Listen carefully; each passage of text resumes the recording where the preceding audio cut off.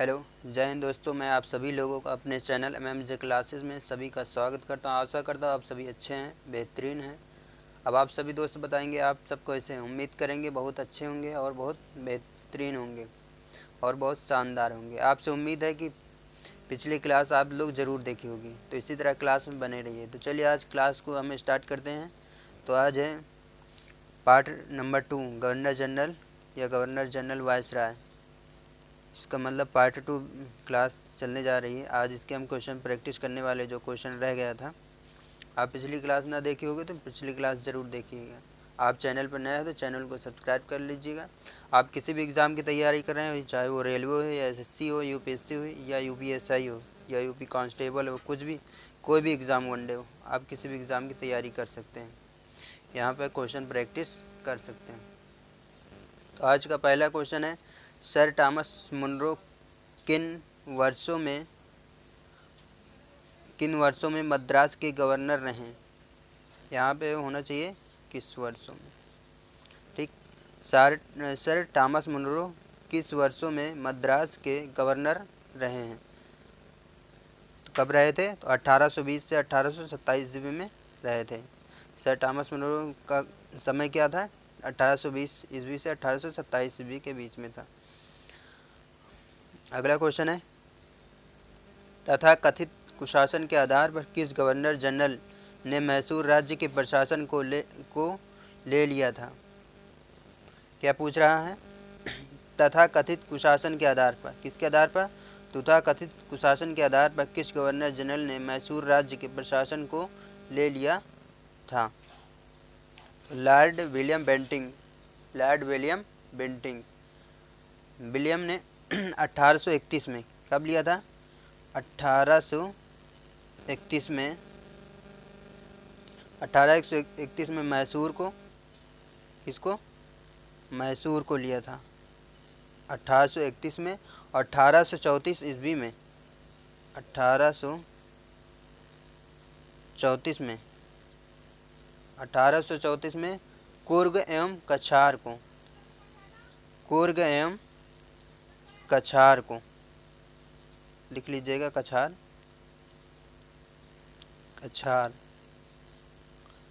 को 1834 में कुर्ग एवं कछार को लिया था और 1831 में मैसूर को अपनाया था, अपने कब्जे में लिया था। ठीक, तथा कथित कुशासन के आधार पर किस गवर्नर जनरल ने मैसूर राज्य के प्रशासन को लिया था। तो लॉर्ड विलियम बेंटिंग ने 1831 में मैसूर को एवं 1834 में कुर्ग एवं कछार को ले लिया था। अगला क्वेश्चन है, निम्नलिखित बंगाल के गवर्नर जनरल में से कौन एक तृतीय आंग्ल मैसूर युद्ध से संबंध है। इससे संबंध है। निम्नलिखित बंगाल के गवर्नर जनरल में से कौन एक तृतीय आंग्ल मैसूर युद्ध से संबंध है। तो कौन संबंध है? लॉर्ड हेस्टिंग्स ने। कौन है? लॉर्ड हेस्टिंग्स ने। ये तृतीय आंग्ल मैसूर युद्ध कब हुआ था? तो ये हुआ था 1790 ईस्वी से 1792। ठीक, 1792।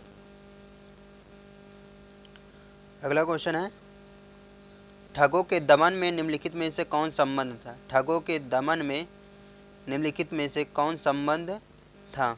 तो कैप्टन सिलीमैन। कौन था? कैप्टन सिलीमैन। तो आपका ऑप्शन बी सही है। अगला क्वेश्चन है, ठगों का उन्मूलन किसके नेतृत्व में हुआ था। किसके नेतृत्व में हुआ था? तो कैप्टन सिलीमैन के नेतृत्व में हुआ था। आपका ऑप्शन बी सही रहेगा। अगला क्वेश्चन है, 36 सती प्रथा पर पाबंदी किसने लगाई थी। सती प्रथा पर पाबंदी किसने लगाई थी? विलियम बेंटिंग ने। तो आपका ऑप्शन डी सही रहेगा, विलियम बेंटिंग ने।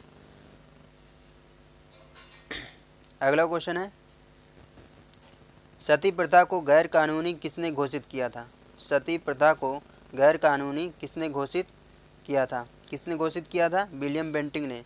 तो आपका ऑप्शन सी सही रहेगा। अगला क्वेश्चन है, विलियम बेंटिंग के द्वारा सती प्रथा किस वर्ष समाप्त की गई थी। विलियम बेंटिंग के द्वारा सती प्रथा किस वर्ष समाप्त की गई थी? तो 1829 ईस्वी में समाप्त की गई थी। तो आपका ऑप्शन बी सही रहेगा। अगला क्वेश्चन है, हिल असेंबली प्लान किसके द्वारा आदिवासी उन्नत के लिए दिया गया था? कौन सी असेंबली प्लान? हिल असेंबली प्लान किसके द्वारा आदिवासियों को उन्नत के लिए दिया गया था? तो क्लीवलैंड के द्वारा, क्लीवलैंड के द्वारा दिया गया था हिल असेंबली प्लान आदिवासियों के उन्नत के लिए। अगला क्वेश्चन है, इनमें से किस वर्ष बंगाल से दासों के निर्यात को रोक दिया गया था? तो किस वर्ष पूछा है? तो 1789 ईस्वी में। तो आपका ऑप्शन सी सही रहेगा।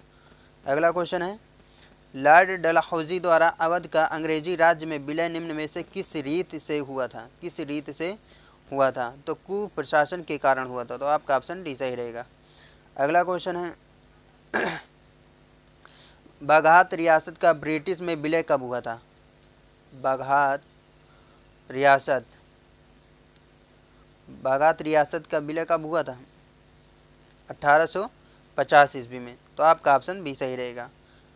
अगला क्वेश्चन है, निम्न में से किस देशी रियासत को अंग्रेजों ने अपने क्षेत्रों में नहीं लिया था? निम्न में से किस देशी रियासत को अंग्रेजों ने अपने क्षेत्रों में नहीं लिया था?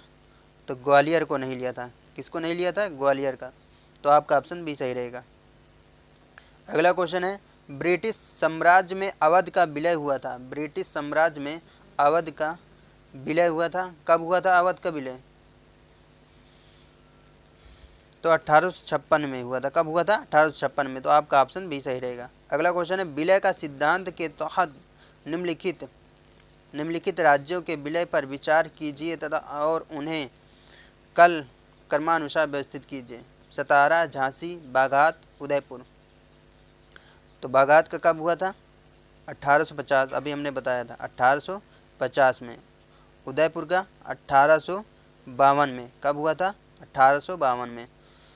और झांसी का 1854 में। कब हुआ था? 1854 में। और सतारा कब हुआ था? सतारा का हुआ था 1848 में। कब हुआ था? 1848 में। तो आप इसके अनुसार क्रम बनाइए, कौन सही रहेगा?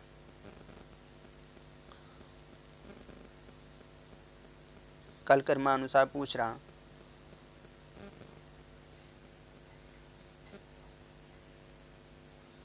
तो आपका पहला कौन आएगा? सतारा। 1848 एक, फिर उसके बाद कौन सा आएगा? 48 के बाद 50वां बाघात आएगा। 1850 1 3, फिर चौथा यह आ जाएगा आपका उदयपुर। तो आपका ऑप्शन सी सही रहेगा। 1 3 4 2, 1 3 4 2 आपका ऑप्शन सी सही रहेगा। अगला क्वेश्चन है, अधोलिखित युग्मों में से कौन सम्मिलित नहीं है? सॉरी, यहाँ सुमेलित होना चाहिए। ठीक, कौन सुमेलित नहीं है? ठीक, सुमेलित नहीं है। तो कौन सा नहीं सुमेलित है? उदयपुर का अभी हमने बताया कितना था? 1852। तो इसका 1851 सुमेलित नहीं है। तो आपका ऑप्शन डी सही रहेगा। अगला क्वेश्चन है, निम्नलिखित में से किसने विलय की नीति नियोजित एवं क्रियान्वित की? तो डलहौजी ने की थी। किसने की थी? डलहौजी ने। किसने की थी? डलहौजी ने की थी। तो आपका ऑप्शन सी सही रहेगा। अगला क्वेश्चन, ब्रिटिश द्वारा कुशासन का बहाना लेकर निम्नलिखित प्रांतों में से किसी एक का शासक हटा दिया था? किसी एक का शासक हटा दिया था। किसका शासक हटा दिया था? अवध का। आपका ऑप्शन ए सही रहेगा। अगला क्वेश्चन है, लॉर्ड डलहौजी की विलय नीति पूछ रहा। विलय नीति का प्रथम शिकार निम्नलिखित में से कौन हुआ था? तो कौन हुआ था? सतारा हुआ था। तो आपका ऑप्शन ए सही रहेगा। सतारा 18 कब हुआ था? 1848 में हुआ था। कब हुआ था? 1848 में हुआ था। ठीक, याद रखिए, जो संबलपुर है आपका,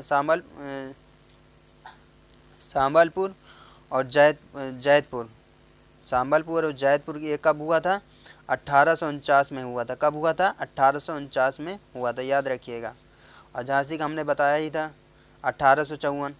कब हुआ था? 1854 में हुआ था। अगला क्वेश्चन है, तो डलहौजी के व्यापगत सिद्धांत के अंतर्गत विलय किया गया प्रथम राज्य कौन सा था? तो कौन सा था प्रथम राज्य? सतारा था। 1800 कब हुआ था? 48 में। तो आपका ऑप्शन सी सही रहेगा। अगला क्वेश्चन है, जेम्स एंड्रूज रैमजे भारत के किस गवर्नर जनरल का वास्तविक नाम था? वास्तविक नाम था, किसका वास्तविक नाम था? तो लॉर्ड डलहौजी का वास्तविक नाम क्या था? जेम्स एंड्रूज रैमजे भारत के किस गवर्नर जनरल का वास्तविक नाम था? तो लॉर्ड डलहौजी। आपका ऑप्शन ए सही रहेगा। 1848 में इन्हें अर्ल ऑफ डलहौजी कहा जाता था। क्या कहा जाता था? अर्ल ऑफ डलहौजी कहा जाता था। क्या कहा जाता था? डलहौजी कहा जाता है। अगला क्वेश्चन है, अंग्रेजों द्वारा सिंध विजय संपन्न हुआ था। अंग्रेजों द्वारा सिंध विजय संपन्न हुआ था, कब हुआ था? तो लॉर्ड एलन बरो के समय हुआ था। तो आपका ऑप्शन ए सही रहेगा। अगला क्वेश्चन है, भारत में प्रथम रेलवे लाइन किस ब्रिटिश गवर्नर के समय बिछाई गई थी? देख ले कितना इंपॉर्टेंट क्वेश्चन है। आप किसी भी एग्जाम की तैयारी कर रहे हो, चाहे रेलवे हो या एसएससी हो या एमटीएस हो या लेखपाल, UP police, UP constable, RPF, SI, किसी भी एग्जाम की तैयारी करें, देखिए कितना इंपॉर्टेंट क्वेश्चन पूछ रहा है। ये रेलवे में छपने वाला भी क्वेश्चन है। भारत में प्रथम रेलवे लाइन किस ब्रिटिश गवर्नर के समय बिछाई गई थी? क्या पूछा? बिछाई गई थी। तो लॉर्ड डलहौजी के समय। किसके समय? लॉर्ड डलहौजी के समय। लॉर्ड डलहौजी के समय। आपका ऑप्शन ए सही रहेगा। अगला क्वेश्चन है, क्या पूछ रखा है? भारत में प्रथम रेलवे लाइन का निर्माण किन नगरों के बीच हुआ था? किन नगरों के बीच हुआ था? तो मुंबई और ठाणे के बीच में हुआ था। भारत में प्रथम रेलवे लाइन का निर्माण किन नगरों के बीच में हुआ था? तो मुंबई और ठाणे के बीच में। देखिए कितना इंपॉर्टेंट क्वेश्चन है, ये रेलवे में आने वाला क्वेश्चन है, इंपॉर्टेंट, लिख लीजिए सभी लोग। आप चैनल पर नए हैं तो चैनल को सब्सक्राइब कर लीजिए। आप किसी भी एग्ज़ाम की तैयारी करें, इस क्लास को एक बार ज़रूर देखिए। अगला क्वेश्चन है, भारत में पहली रेलवे लाइन कब शुरू हुई? भारत में पहली रेलवे लाइन कब शुरू हुई? तो कब शुरू हुई थी? 1853 में। कब शुरू हुई थी? 1853 में। तो आपका ऑप्शन ए सही रहेगा।